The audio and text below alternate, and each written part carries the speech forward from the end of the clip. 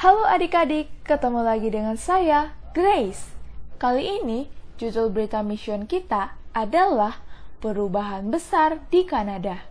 Hidup berubah drastis untuk Paula yang berusia 9 tahun ketika dia dan keluarganya pindah ke Kanada. Paula pernah tinggal di kota Calgary, di Kanada bagian barat, tetapi suatu hari dia naik pesawat dan terbang jauh sejauh 1.850 mil atau 3.000 km ke kota Iqaluit di kutub utara Kanada. Sebelumnya, Paula pernah tinggal di kota besar dengan penduduk lebih dari 1 juta orang.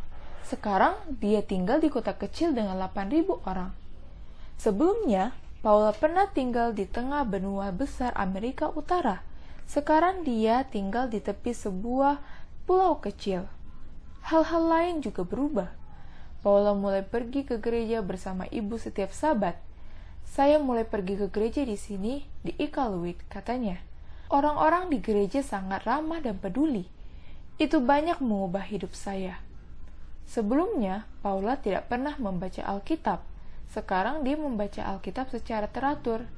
Saat dia pergi ke gereja dan membaca Alkitab, perubahan lainnya mulai terjadi dalam hidupnya. Sebelumnya dia bersikap jahat kepada orang lain. Sekarang dia lebih baik karena dia membaca kata-kata Yesus. Lakukan kepada orang lain apa yang kamu ingin mereka lakukan kepada kamu.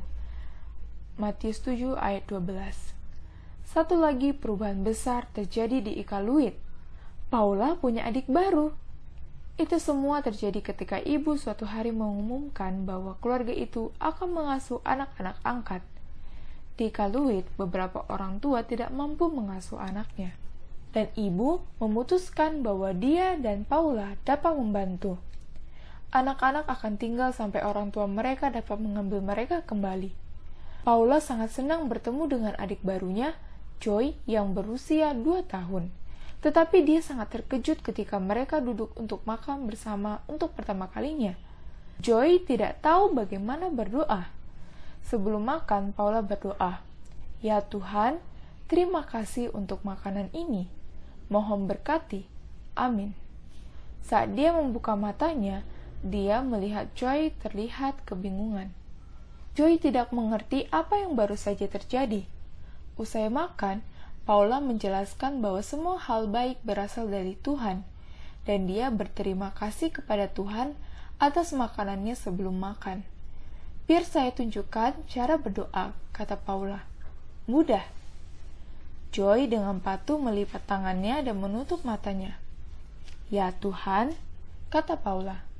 "Ya Tuhan," ulang Joy. "Terima kasih untuk makanan ini.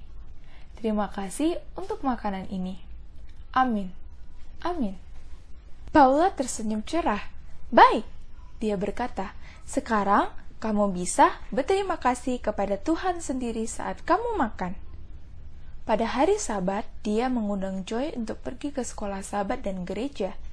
Dia merasa senang karena dia membagikan Yesus.